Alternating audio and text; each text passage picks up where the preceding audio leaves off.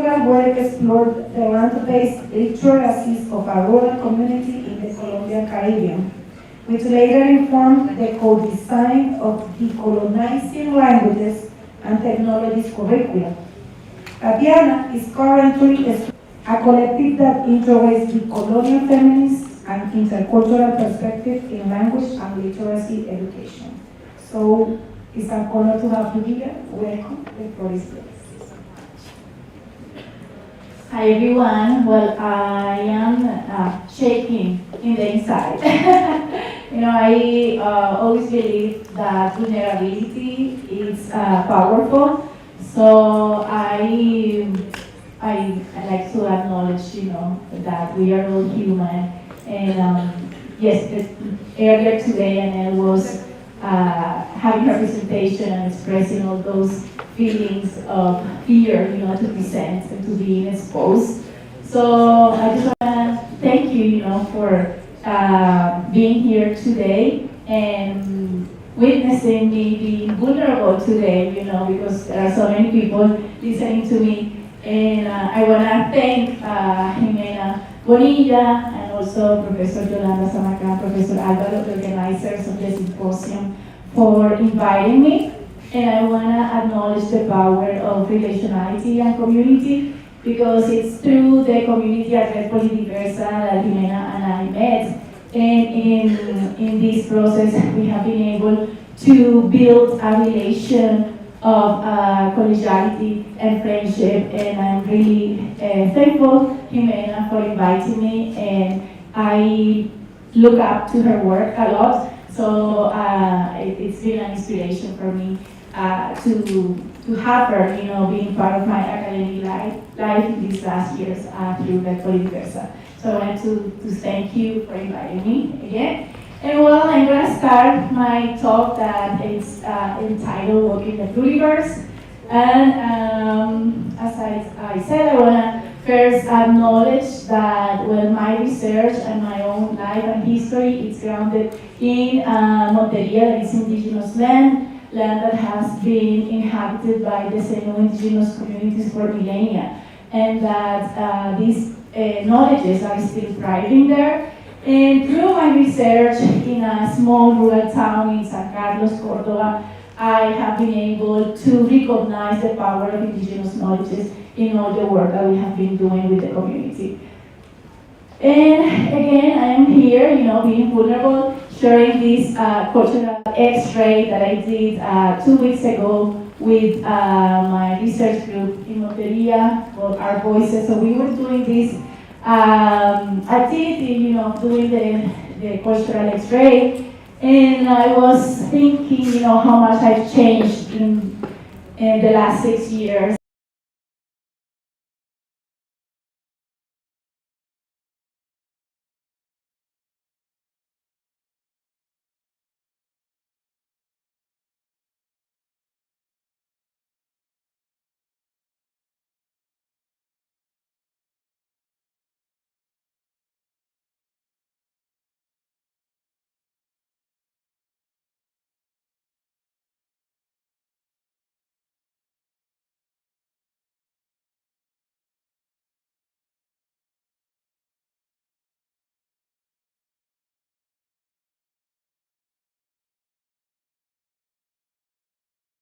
I and my co-researchers have come through this process of co-designing and building knowledge together. So this is a little bit about me. So you can see important elements of my research. I was just in a previous concurrent session, and I saw that the presenter was talking about, how land and nature can be a part of English language teaching, and that's something that I really resonate with, because I grew up by the Sinu River, and it's being a nature, being from nature that has really made an impact in my life, and that I acknowledge, all the literacies that are there. I'm going to tell you a little bit more about that in a moment. And also, how nature and how grounding myself and my work in land has reshaped how I see education and research. So as I said, I was born in Monteria, so I identify as a Caribbean person. I was so happy to hear Anel's presentation this morning, also acknowledging her Caribbean identity. That's something that I am really proud of. And here is the Sinu River, where I grew up. I have so many memories of it growing up. And so I really identify myself as a Caribbean woman from the Sinu. And I've been an English teacher since 2008. I don't want to do the math now, but I was an English teacher at a rural school in Costa Rica, and that really changed my life and the way I see education, because it allowed me to see the many inequities that persist in the educational system. And having this experience was, I think that was the first steps towards working for equitable language teaching. And, oops. And here, well, these are my neighbors and my daughter when she was little. So, and I brought this picture because I've lived since 2010 in this rural community near Monteria, and that's where my daughter grew. And I sadly was able to see how these deficit views of rural communities were also bestowed upon my daughter. So she was also an inspiration, to become an advocate for rural communities and rural communities' literacies and knowledges. So yes, the deficit view has been painful to realize, and been painful to realize how it shapes education, especially language education. So this is a picture of my students in Costa Rica. So you can see that they are flying a kite that has the shape of a ship, right? And looking at this picture, I see, all the audacity, creativity, and boldness and ingenuity of the students, in doing this practice. So they are making ships fly, literally, right? However, it's so heartbreaking to see, that these qualities are not enough to succeed at school. Why is that? Because we have universalized the myth of literacy. So that's the idea that if we are able to read and write alphabetically, we are able to succeed in the world. So actually this idea considers literacy, from an autonomous model that takes literacy away from the social-cultural conditions, and I would say also the ecological ones, and takes literacy just to the mind of people. And but it ignores, the social conditions in which people grow and can participate through literacy practices that expand beyond just reading and writing. So that was the literacy myth. It was something that I didn't know about, that is something that has been researched for quite a long time. So it's older than myself. And I didn't know about it. And it literally said about, seeing literacy as a myth. We are still seeing language policies that emphasize reading and writing, as the main tool for succeeding, But also, this myth of literacy has allowed me to ask what is success, and this success is designed for whom in education. So it was painful, to realize that I have been complicit also, in this idea of the literacy myth, because actually, when I was thinking of my daughter and my neighbors and my students, I was saying, oh yeah, we need, literacy programs, more literacy programs that enable them to acquire the skills that they need to succeed. But then, when I encountered this work, Colonizing Education, and also the work by Orlando Vaz-Borda, I could realize that the problem was not that the students didn't have these literacies, but the problem was that the educational system actually ignores the literacies and knowledges that the students have, and the knowledges and literacies that their families and communities have. So I like this picture. It's a place that is called, it's a place in Barranquilla, but I love this picture because it's a paradox. So to go down, in this building, you have to go up, and then you go down. So it's a paradox. And then I realized, of this paradox that I was living, because me, I come from very humble backgrounds. My grandfather and grandmother who raised me, My grandfather was a carpenter, my grandmother was a housewife, she had 13 children that had to raise, and imagine, getting the wage of a carpenter and feeding 13 children plus the grandchildren. Okay, so I, for a long time believed that literacy, languages, and schooling was the key to accessing social goods because I had experienced it myself, right? But in that process, I forgot of all the sacrifices that my family had to do. So then I realized, that literacy, languages, and schooling are actually embedded in modernity coloniality. And then I asked, how do we compose this? How do we make something good, from these things that have been used as colonial tools for so many years? So, I was in heartbreak and denial for a lot of time because I thought, well, I think that my research really doesn't have a purpose because how am I going to continue doing research on literacy and languages if these are colonial tools, right? But then, I started to read, decolonial research, especially this work that is called Hospice in Modernity by Vanessa Andreotti. And, she talks a lot about how we are all complicit with coloniality, all of us, just because we live within colonial systems. But that doesn't mean that we cannot break coloniality. We can, and there are many ways to do it. It's a hard work, takes a lot of baggage to put on us. But, so she gave me a lot of hope, and that's how I started thinking, okay, how we can compose the coloniality that is embedded in literacy and languages. So I started to, well, if I wanted to do that composting, I needed to understand how is it that literacy and languages actually are colonial tools. And I really like this quote by Henderson and Mario Batiste that talk about the idealization of reading and writing, because this sustains the cultural and linguistic supremacy of powerful groups and erases languages, peoples, and words. So they wrote this in the context of indigenous communities in Canada that have been assimilated through schooling, and all this horrible history of boarding schools in Canada with against indigenous students.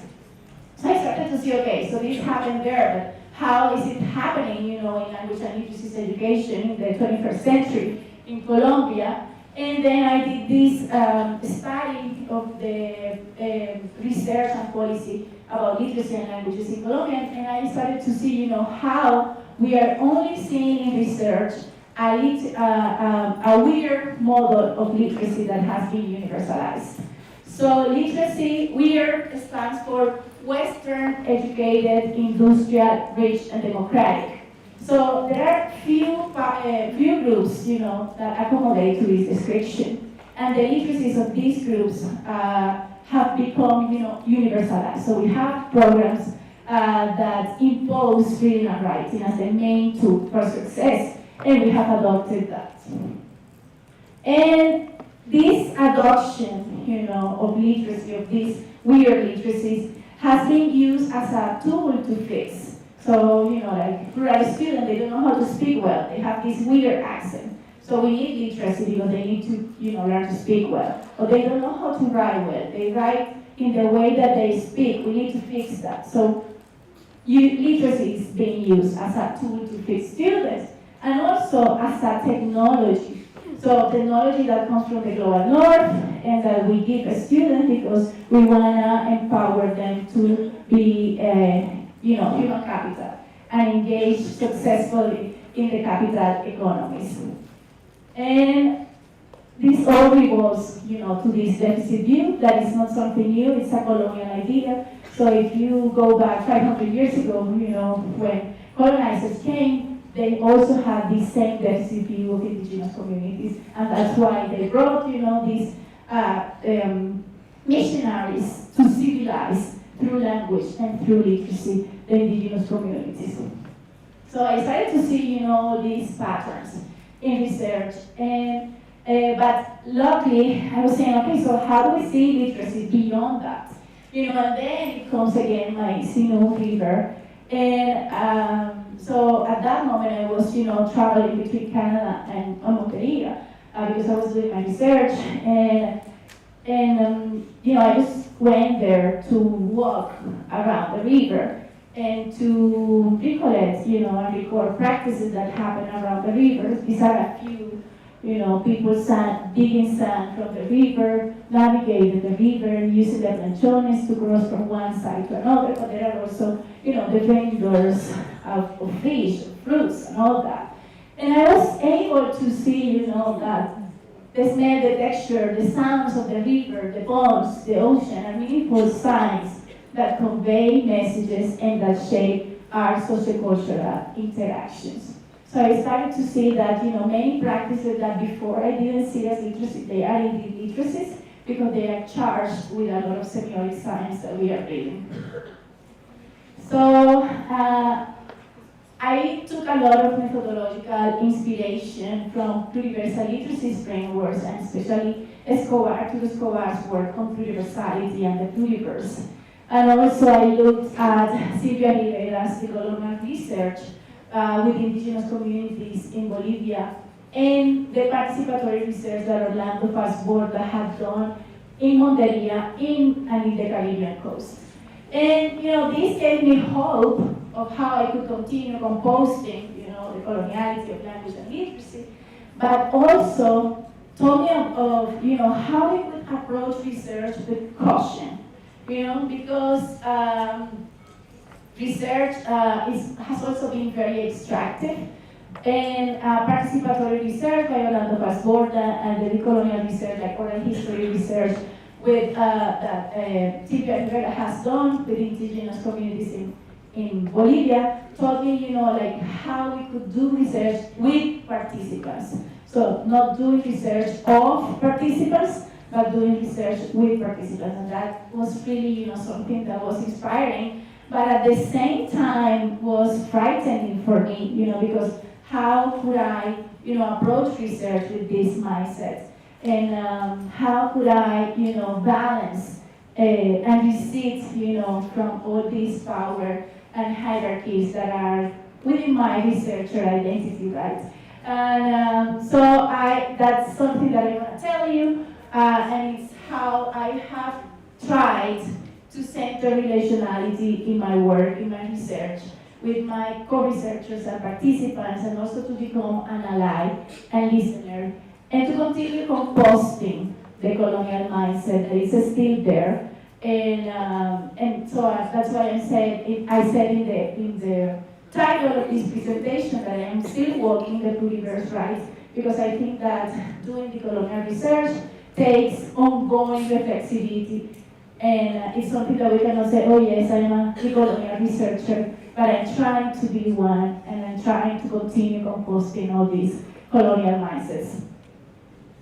So I'm going to tell you about my research that I was so thankful to do with 17 youth, 10 adults, and 3 teachers in Cayamar, that is a corregimiento, or a small township in Córdoba. It's a beautiful place. It's one of the few remnants of tropical dry forest that we have in Colombia. It's surrounded by mountains and hills and forests and many creeks. And it's composed of these caseríos, so smaller towns that make up the Cayamar township. And these are, some of the participants that I worked with and that I have been learning with, and co-designing and co-researching. So what I'm going to tell you, it's the process that we have been working on. So first I'm going to give you this snapshot of what it's been like, and then I'm going to go deeper into each phase of the project. So I did, as I said, 10 adults, 3 teachers, and 9 and 10 graders participated in the project. So these positions, in the phases of the project are intentional. So I first started working with the adults and the teachers in the first phase that was about building the partnership and co-designing methodology. So I was invited, with one of the teachers that is a long friend of mine, to come to her school because she and I have been, rural school teachers. She's still a rural school teacher, I was one, but we started at the same time. And we have always shared, these worries about the unsuitability of especially educational materials and professional development programs for rural teachers. So that's why she invited me there. And I started talking with the teachers, the other teachers, the language teacher and the technology teacher. And we started to build a partnership, but we said, okay, if we want to do this, like materials and curricula that is for rural students, we cannot do this alone. We need to work with the families and the adults in the community. And that's how they introduced me to the community members. And we started, this happened in November, so between December of 2022 and June of 2023, we started to co-design our methodology. And then, between July and August of 2023, all of us, you can see they're here, we started to enact this methodology that we have co-designed to learn about land-based literacies. And then, in the third phase that I'm going to share, we started to co-design land-based literacies curricula and to enact land-based literacies curricula. So this is some of the phases, but we have done already 3 cycles of this last phase. And so we continue working with the community.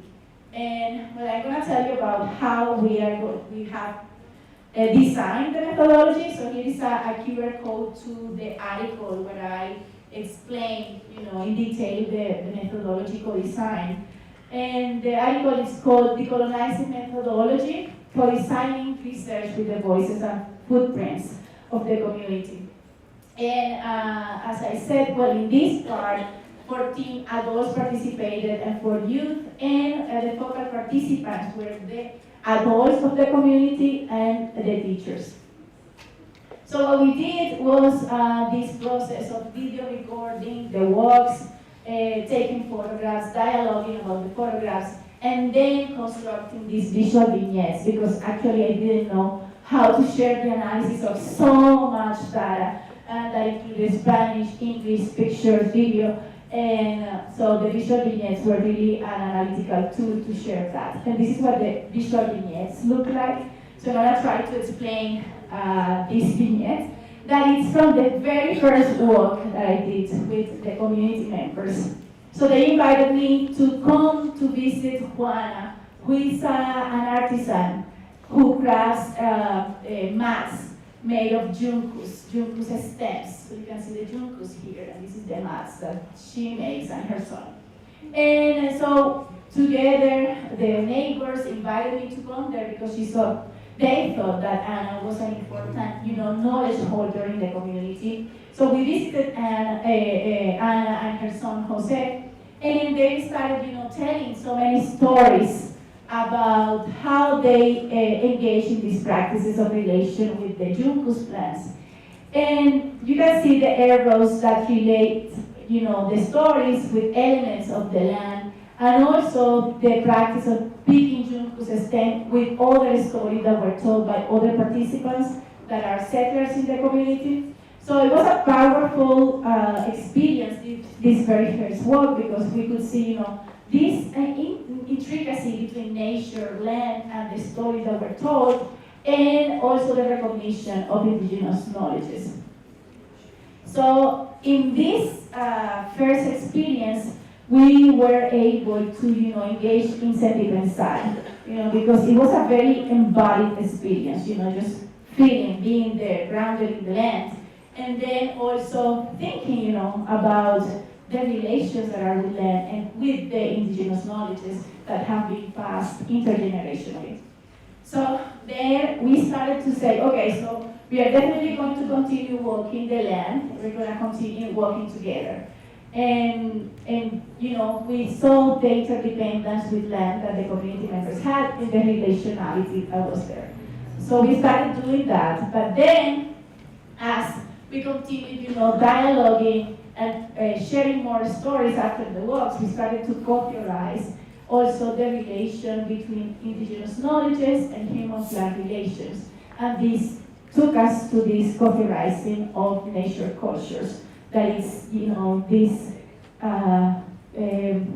decolonial idea that challenges this separability of nature and culture, because I think that has been one of the main principles of coloniality, to separate humans from nature and to place humans as superior to nature, right? So this anthropocentric view has really taken us to the state of the world that we are facing now. So here we continue working and then dialoguing, but then we, understanding this relation between nature and culture took us to center land. So you know that the change here, land was on the side, but now land was the center of our methodology. And the works, the stories, and the community dialogue became, rooted in land. And they were always, shared within the values of interdependence and relationality. So I was able to see, how I was starting, to continue putting aside colonial mindsets, but emphasizing community decision making.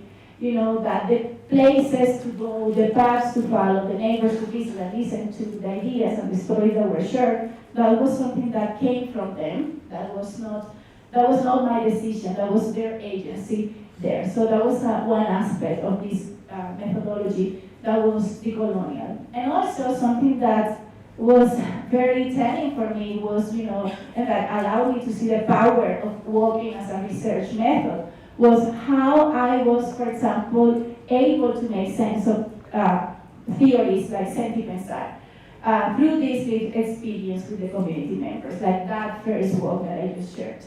And listening to community members' historias was, the cornerstone of our collaboration. So you can see how these roles, as being an ally, centering communities, and being a listener started to become, part of my researcher roles. And this work prepared us to explore the local literacies along teachers and students from the community.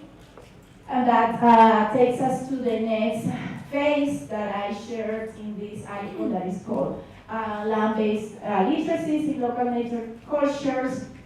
And what we did was, do the same that we have done with the adults in the community, but now the teachers and the students will do it together. And the main purpose of this, or the main theory or concept that we use, for this stage was to see how land was a co-producer of meaning, and how we could, interact with land to produce meaning, to produce literacies. And so we engaged in this process of multisensory works analysis. So I was analyzing the videos from the works, and we analyzed the body gestures of the participant, what they were pointing at, what they were touching, if they were leaning, squatting, or ducking, doing their walks, and also their discursive moves, what they were saying, if they were questioning, narrating, or directing us, and the land elements that they were interacting with. So from this analysis, we were able to identify two main literacies. One is storytelling within nature cultures and youth forests and creek crossing literacies. So this is an example of the storytelling within nature cultures. And what we are saying here is that the stories are not told in a vacuum. They come from the relation between humans and more than humans. Like in this case, this story that was told in this part of the world was because of the accent of the accents of our guarumo tree that is very traditional in the community. And these accents of the guarumo tree spark this collective memory and the recollection of this spooky story. That also this spooky story shapes collective memory and the relation between community members and the hill, because these stories that are about spooks really shape the respectful way in which community members look at this hill in their community. So we were able to see, that literacies and land are interdependent, that the relation that we have with nature shapes the stories we tell, and the stories we tell shape our relations with nature. So yes, the idea of nature and culture being together, being intricate, and literacy being, in the middle of them became stronger. And we see, again, how Western designs ignore this interdependence. And we started to, think of how we could engage universal literacy design for communities to acknowledge this interdependence between land and literacy. And that's the third phase of the research, where we are starting to co-design for the pluriverse. And here the idea of the territory is very important. We say the idea of designing for the pluriverse. So I don't know if you, like some of you were in Jesse's previous presentation where he was talking, about pluriversality and how pluriversality allowed us to see the many words that are here, in our planet, and how this recognition of many words or many epistemologies and methodologies allowed us to recognize diversity and plurality. So that's something that we were intentional in our design, and it's, how to acknowledge pluriversality. And this pluriversality, it's not isolated from the territories. Actually, Escobar, in his conceptualization of the pluriverse and pluriversal designs, he looks at the territories, like, for example, the Afro-Colombians, that have a strong relation with mangrove, and how the tools that they use are designs that enable them to live in close relation with the mangrove. And so design, is rooted in the territory according to Escobar. That's something that really resonated with us. So again, we did this collaborative analysis with Emil, Fernando, and Jairo. As I said before, I worked with the languages and the technology teacher. And what we did was continue analyzing the data from the works and being able to understand the literacies of the community. And then after we did this collaborative analysis, we started to co-design the curricula and to implement the curricula. And then, we have done this cycle 4 times already because for each unit design, we engaged in the same process. So this is an example of how we did one of the first analyses. This is the video that we were analyzing, and this was us analyzing the video. And this is how we started to design. Actually, I think none of us knew how to start. And so my role here was, being a note taker and ensuring that all of them were sharing their ideas of how we could center the literacy of walking, because we wanted to walk to El Cantil, and with the other things that they had in their curricula. And because, that's a tension that we have in schools, how we can design curricula that recognizes knowledges and plurality, but at the same time meet, the expectations that are there in the national curricula. So this is what our first design looked like, at least in the objective. So we designed this interdisciplinary unit that was our activity that was walking to El Cantil. So El Cantil is a place that has petroglyphs from the same communities that inhabited the area. So it's a very dear place to the community members because it goes to that indigenous connection that it's there. It connects them to their ancestry. So we went there, but we were focusing on the literacy of land walking and forest and creek crossing. And the main objectives of this unit was, okay, we have to center the territory, that's why we focus on walking, and then we wanted to value land-based literacies, okay? We knew that land-based literacies are not valued in the curricula, so that's something that we really wanted to emphasize. And then we also wanted to center community because the territory is not empty, right? The territory is made up of the community members. So we wanted to advocate for the community and identify community problems and solutions.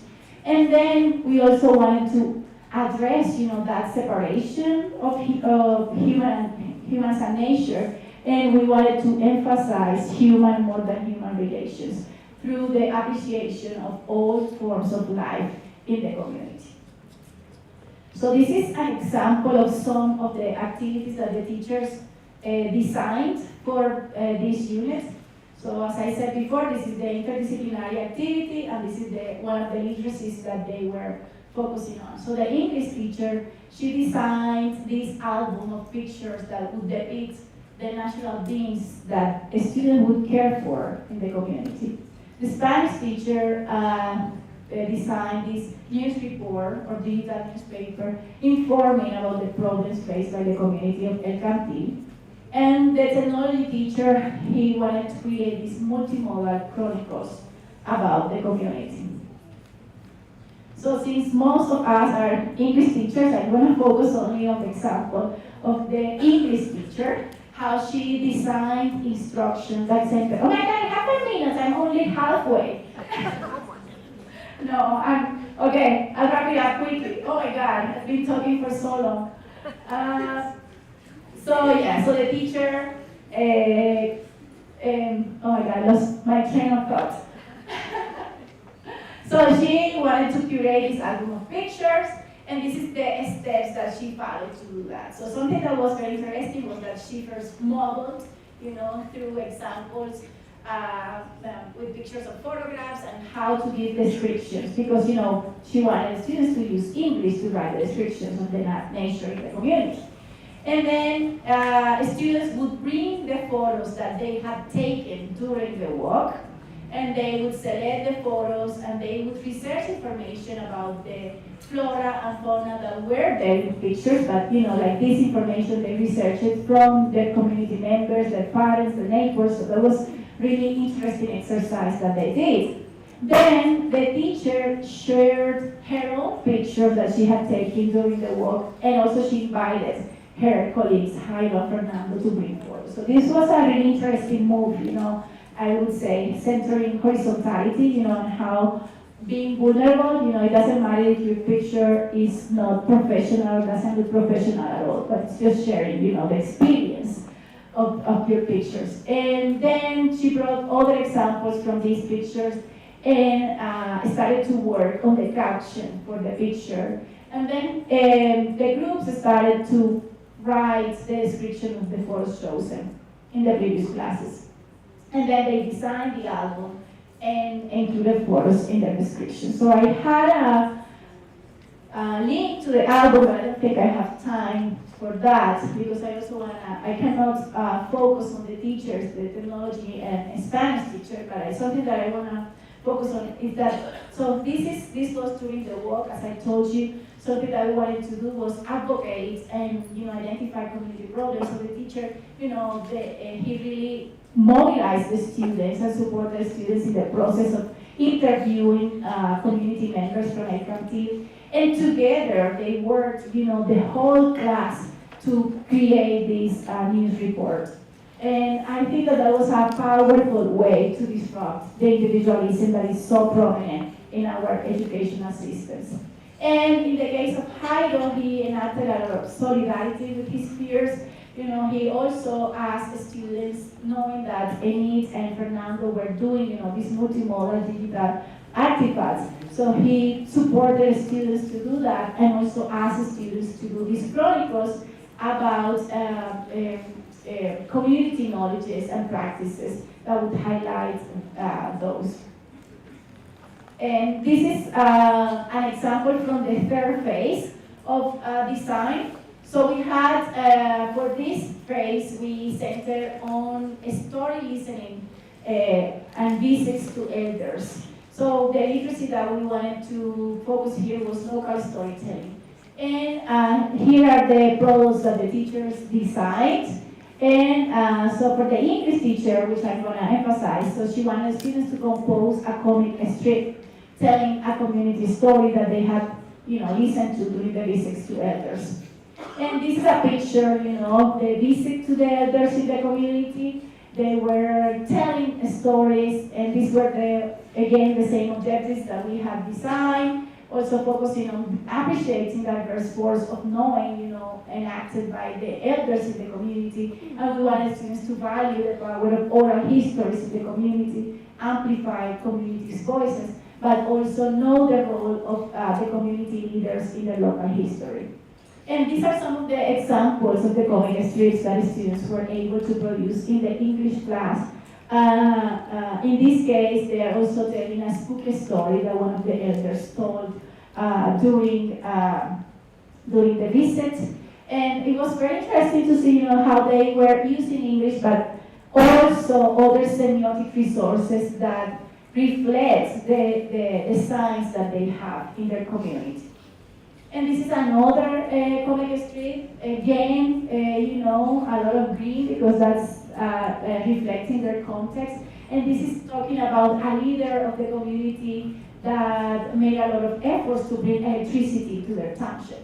So it was very interesting, to see how this co-design was enabling all team members as agentic decision makers and scaffolders, and how the vivencia of the territory enable us to expand our recognition of land-based literacies and to decolonize the curricula by centering land-based literacies and having, these gestures towards the colonialities. I'm gonna keep it there. I had planned like 46 slides because, one thing that I'm always afraid of is not having things to say. I always plan so many activities for my classes, but I prefer that than, realizing that I don't have anything prepared. So thank you so much for listening to me.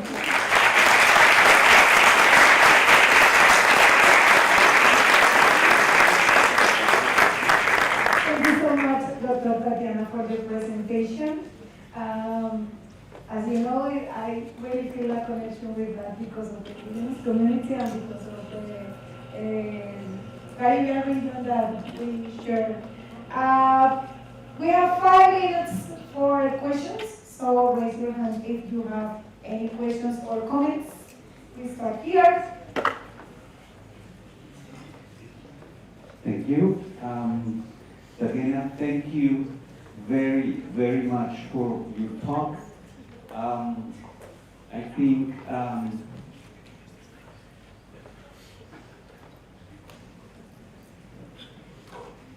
think everything you said has been refreshing, intellectually speaking, a refreshing talk for our community of our master's program and all the invited people who have been attending all the sessions of the symposium this year. And I find it refreshing because I remember that last year, for instance,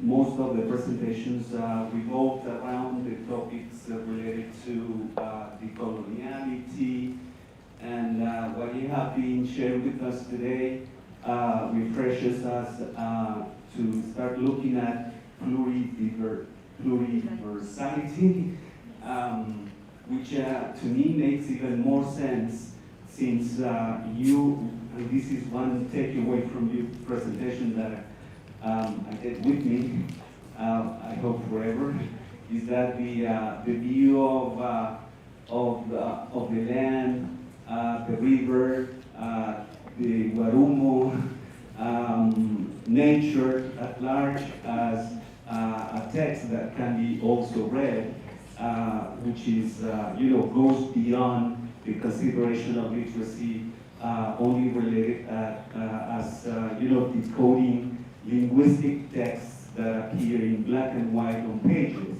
So I guess that is what I find very, very enlightening from your talk, and I hope that everything you have said and the articles that you have also shared with us are not only insightful as I find them, but also inspiring for student teachers who are attending this symposium this year. And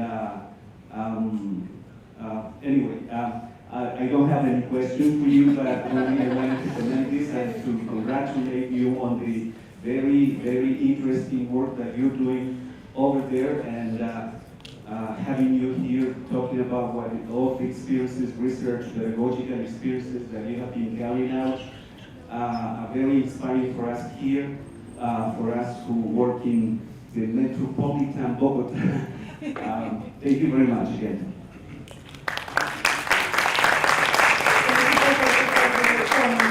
Anybody else?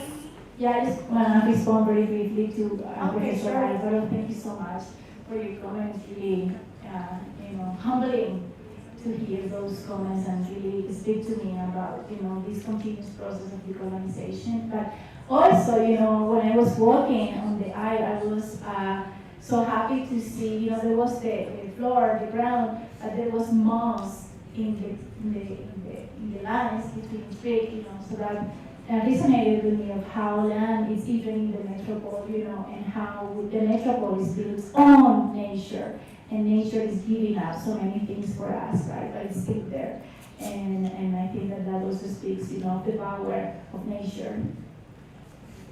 Thank you so much. Who was raising the hand there?